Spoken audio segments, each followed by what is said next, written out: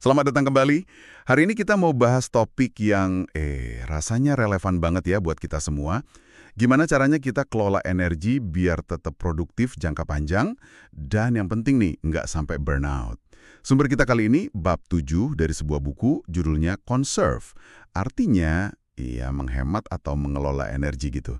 Oke, jadi misi kita sekarang kita bakal bedah nih strategi-strategi praktis dari bab ini. Biar Anda bisa langsung mikir, wah ini bisa saya pakai nih.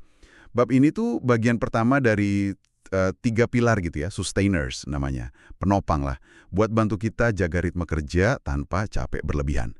Fokusnya kita spesifik ke satu jenis burnout, overexertion burnout. Itu loh yang kejadian kalau kita kebanyakan ambil kerjaan, maksain diri terus. Ya, dan yang menarik di sini tuh gimana sumber ini ngelihat akar burnout-nya.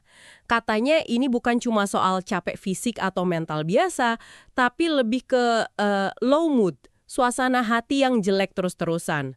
Nah, dari situ muncul prinsip utamanya bab ini, yang kedengerannya agak aneh ya. Lakukan lebih sedikit biar bisa buka potensi lebih banyak. Agak kontradiktif gitu ya. Lakukan lebih sedikit kok malah dapat lebih banyak. Gimana tuh? Betul. Langsung nganten pemikiran umum kan? Kalau mau hasil banyak, ya kerja keras terus. Analoginya tuh pakai LeBron James, pemain basket. Keren banget. Dia bisa awet karirnya bukan karena lari terus di lapangan, tapi justru karena, pinter dia hemat energi. Tahu kapan ngebut, kapan cukup jalan aja. Jadi ini soal selective effort, bukan gaspol terus. Nah, gimana kita bisa jalan lebih banyak di kerjaan kita? Oke, jadi ada 3 strategi utama nih yang diusulin buat jalan lebih banyak itu, buat hemat energi. Kita kupas satu-satu ya. Strategi pertama, lakukan lebih sedikit. Do less. Intinya sih jelas ya, lawan godaan overcommitment. Kebiasaan kita bilang, iya ke banyak hal, ujung-ujungnya energi kita habis. Kayak Steve Jobs deh. Sumber ini ingetin lagi, dia kan terkenal bukan cuma produknya keren, tapi juga karena berani bilang no ke ribuan ide bagus lain. Demi apa? Demi fokus ke sedikit hal yang paling penting buat Apple. Susah loh bilang no ke ide bagus. Nah, biar praktis nih, ada eksperimen satu. Portofolio investasi energi. Ini menurut saya visual banget dan gampang dicoba. Bayangin, Anda punya 2 daftar. Daftar A itu gudang mimpi. Semua ambisi jangka panjang. Boleh panjang banget isinya. Terus ada daftar B, nah ini investasi aktif Anda sekarang. Proyek-proyek yang lagi Anda kasih energi saat ini. Kuncinya, daftar B ini dibatasin, ketat. Mungkin cuma 3-5 proyek utama. Biar fokus, nggak pecah energinya. Kalau mau pindahin sesuatu dari A ke B, pertanyaannya jadi, saya beneran punya kapasitas nggak ya buat ini sekarang? Bukan cuma idenya bagus nggak? Iya, visualisasi portfolio ini oke banget ya. Jadi kayak manajer investasi, tapi modalnya energi kita. Aset paling berharga dan terbatas kan, jadi maksa kita mikir strategis. Energi saya ini returnnya paling bagus di mana ya? Bukan cuma hasil kerja loh, tapi juga buat well-being kita. Coba deh Anda lihat portfolio Anda sekarang. Daftar B-nya kepenuhan nggak? Ada investasi yang udah nggak sepadan sama energinya? Mungkin udah waktunya balik ke daftar A, atau malah dicoret aja. Lakukan lebih sedikit ini, ya pas bilang enggaknya itu. Nggak enak rasanya, takut ngecewain. Makanya ada eksperimen 2, kekuatan tidak. Ada beberapa teknik nih. Pertama, filter hell yeah or no, dari Derek Sivers. Kalau ada tawaran nggak bikin Anda langsung semangat banget, hell yeah, ya mungkin jawabannya enggak aja. Standarnya tinggi sih, tapi nyaring banget. Kedua, ingat soal biaya peluang, opportunity cost. Tiap kita bilang iya, otomatis kita bilang enggak ke hal lain yang bisa kita lakuin pakai waktu dan energi itu. Jadi sebelum iya, tanya dulu, saya korbanin apa nih kalau ambil ini? Ketiga, nah ini nih, saya sering kena juga, hati-hati sama perangkap 6 minggu, the 6-week trap. Kita gampang aja gitu setuju sama komitmen buat nanti, misal 6 minggu lagi. Lihat kalender kayaknya kosong, jadi optimis. Solusinya cerdas nih, tanya ke diri sendiri, kalau ini harus saya lakuin besok, saya bakal semangat gak? Kalau enggak, ya kemungkinan besar 6 minggu lagi juga males. Tolak aja dari sekarang. Filter hell ya sama pertanyaan kalau besok itu, menarik ya. Tapi nggak bikin kita jadi terlalu kaku atau defensif gitu. Gimana kalau ada peluang yang awalnya biasa aja, tapi potensinya gede kalau dicoba. Nanti malah kelewat gara-gara filter ketat gitu. Pertanyaan bagus tuh. Sumber ini sih kayaknya nggak bahas dilema itu ya. Tapi ada alternatif lain lagi? Ya, jika. Ini bukan nolak mentah-mentah. Lebih kayak negosiasi gitu. Anda setuju, tapi pakai syarat. Biar komitmennya lebih pas buat Anda. Contohnya, oke, saya kerjain proyek itu jika deadline-nya mundur 2 minggu. Atau, ya, saya gabung panitia jika saya cuma pegang bagian X aja.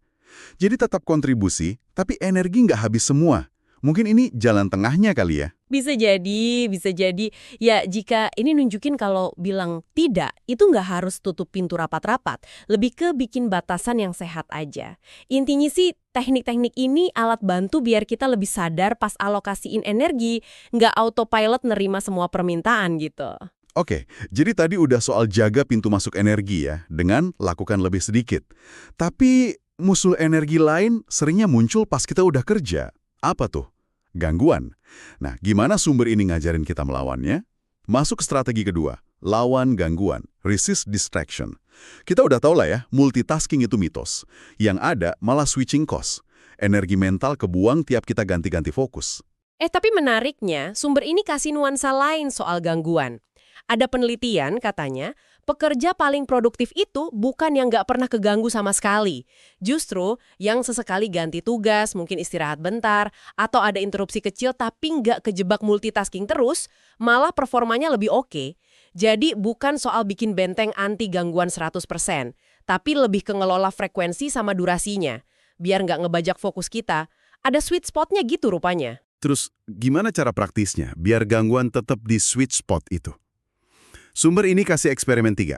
Tambahkan hambatan. Add friction. Idenya agak kebalik tapi logis. Sengaja bikin gangguan jadi lebih susah diakses. Kalau biasanya kita disuruh kurangin hambatan buat mulai kebiasaan baik, ini malah nambah hambatan buat kebiasaan jelek, ke distraksi. Contohnya gampang kok. Hapus ikon medsos dari layar utama. Jadi harus buka lewat browser atau folder. Selalu logout habis pakai. Agak repot pas mau masuk lagi. Nah, itu dia intinya. Atau contoh ekstrimnya David Cain, sengaja pakai handphone jadul, minim aplikasi. Ini pinter banget sih, pakai prinsip psikologi perilaku dasar. Kita cenderung ambil jalan termudah. Dengan nambah friksi ke sumber gangguan, kita kasih diri kita jeda beberapa detik buat mikir. Perlu banget nggak sih ngecek ini sekarang? Seringnya jeda segitu cukup bikin kita balik ke kerjaan. Coba deh Anda pikirin, apa satu friksi kecil yang bisa Anda tambah hari ini buat ngurangin gangguan terbesar Anda? Tapi ya realistis aja. Pasti kita kadang-kadang ke distract juga. Nah, terus gimana setelah terlanjur keganggu? Di sini masuk eksperimen 4, koreksi arah, correct course. Tujuannya biar nggak kena mentalitas gagal total, failing with abandon. Tahu kan, pas udah terlanjur buka medsos bentar, terus mikir, udahlah, rusak fokus hari ini. Malah keterusan. Cara ngatasinnya, kata sumber ini, ya dengan sadar dan nerima aja. Pas sadar udah melenceng, jangan marahin diri sendiri. Akui aja, oke saya keganggu. Kasih izin bentar, semenit, 2 menit mungkin, buat selesain distraksinya, terus dengan sadar, lembut aja, arahin lagi perhatian ke tugas utama. Mantranya nih dari meditasi, mulai lagi, begin again. Bukan soal nyalahin diri, tapi soal kesempatan tak terbatas buat balik lagi ke jalur. Konsep mulai lagi ini simple tapi dalam banget ya. Ini inti dari self-compassion, belas kasihan ke diri sendiri. Produktivitas yang awet itu bukan soal sempurna tanpa salah, tapi soal bangun otot buat bangkit lagi abis jatuh atau keluar jalur. Tiap kita berhasil mulai lagi, tanpa drama nyalahin diri, kita kuatin kemampuan fokus kita di dunia yang penuh distraksi ini. Ini kayak penerimaan lembut aja kalau kita manusia, bukan mesin. Nah, strategi ketiga nih. Mungkin kedengarannya paling enak, tapi seringnya paling susah dilakuin di tengah budaya kerja yang nuntut sibuk terus. Apa itu? Lebih sering beristirahat. Break more. Sumber ini nekanin banget, istirahat itu bukan mewah, bukan males. Tapi kebutuhan biologis dan psikologis mutlak buat performa puncak dan berkelanjutan. Ada data menarik loh yang dikutip. Studi nemuin kalau pekerja paling produktif itu bukan yang kerja paling lama tanpa henti. Justru, mereka yang kerja pakai siklus. Rasionya spesifik banget di studi itu, sekitar 52 menit kerja fokus, terus 17 menit istirahat penuh. Angka pastinya mungkin beda-beda ya, tapi idenya yang bikin kaget tuh. Istirahat yang lumayan lama, hampir sepertiga siklusnya, malah bisa dorong produktivitas, bukan ngalangin. Ini benar-benar lawan mitos hustle culture. Betul, betul. Kalau kita lihat konteks lebih luas, kayak di rumah sakit Sumber, ini kasih contoh. UGD dokter senior malah proaktif nyuruh dokter junior istirahat. Kenapa coba? Ya karena mereka tahu capek gara-gara kerja nonstop itu bahaya. Risiko salahnya gede. Jadi, di lingkungan yang taruhannya nyawa aja, istirahat itu dianggap bagian penting dari kerja berkualitas, bukan sesuatu yang dicuri dari jam kerja. Perspektif kuat nih. Saran praktisnya di eksperimen 5. Jadwalkan waktu istirahat Anda. Schedule your breaks. Sesimpel itu kedengerannya. Masukin jadwal istirahat ke kalender.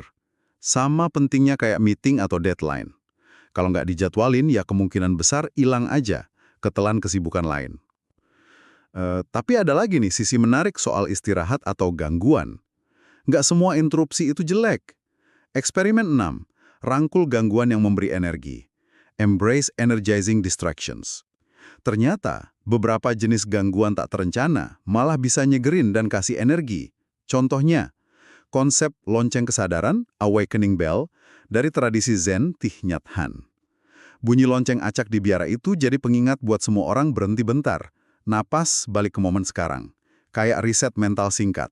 Atau contoh lain yang lebih santai, sengaja biarin pintu kamar kebuka pas di asrama, biar teman bisa mampir ngobrol bentar. Interaksi sosial singkat gitu bisa jadi sumber energi baru. Kuncinya di sini tuh bedain mana gangguan yang nguras energi, kayak notif email nggak penting pas lagi fokus, mana yang malah kasih energi atau mulihin. Gangguan yang ngasih energi ini seringnya ganti fokus total ke sesuatu yang beda dan enak, kayak ngobrol ringan, atau gerak badan bentar, atau momen mindfulness. Istirahat berkualitas, biarpun mikro atau spontan, bisa jadi katalis ide baru atau sekedar nyegerin pikiran biar fokus lagi lebih baik. Jadi pertanyaannya bukan cuma kapan istirahat, tapi juga gimana kita isi waktu istirahat itu. Oke, jadi mari kita simpulkan ya dari penelusuran kita di bab 7 conserve ini. Buat kelola energi biar awet dan nggak overexertion burnout, ada 3 strategi kunci. Pertama, lakukan lebih sedikit. Berani bilang nggak, fokus ke portofolio energi yang terbatas. Kedua, lawan gangguan yang nguras. Tambah hambatan, belajar mulai lagi. Ketiga, lebih sering beristirahat. Jadwalin secara sadar, bahkan rangkul gangguan yang ngasih energi. Pesan utamanya, kalau boleh saya rangkum ya, ini soal geser paradigma. Produktivitas sejati jangka panjang itu bukan soal peras energi sebanyak mungkin tiap hari, tapi soal kelola energi itu dengan bijak. Kayak atlet maraton, bukan sprinter. Dan ingat, kaitan awal tadi sama low mood. Semua strategi ini, kurangin beban, kurangin fokus pecah, pastiin pemulihan, secara nggak langsung juga jaga mood kita biar positif. Yang mana, kata sumber ini, itu benteng penting lawan burnout. Nah, sekarang pertanyaan buat Anda renungkan nih. Dari 3 strategi ini, lakukan lebih sedikit, lawan gangguan, istirahat lebih banyak, mana yang paling klik atau paling Anda butuhin sekarang? Dan sebaliknya, mana yang rasanya paling nantang buat diterapin di kesibukan Anda? Terus sebagai pemikiran penutup nih, mungkin bisa Anda bawa pulang. Bab ini kan fokusnya ke overexertion, burnout, capek karena kebanyakan. Penting banget ini.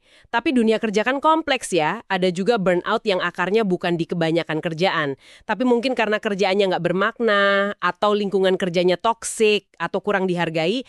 Nah, strategi hemat energi ala conserve ini cukup nggak ya buat semua itu?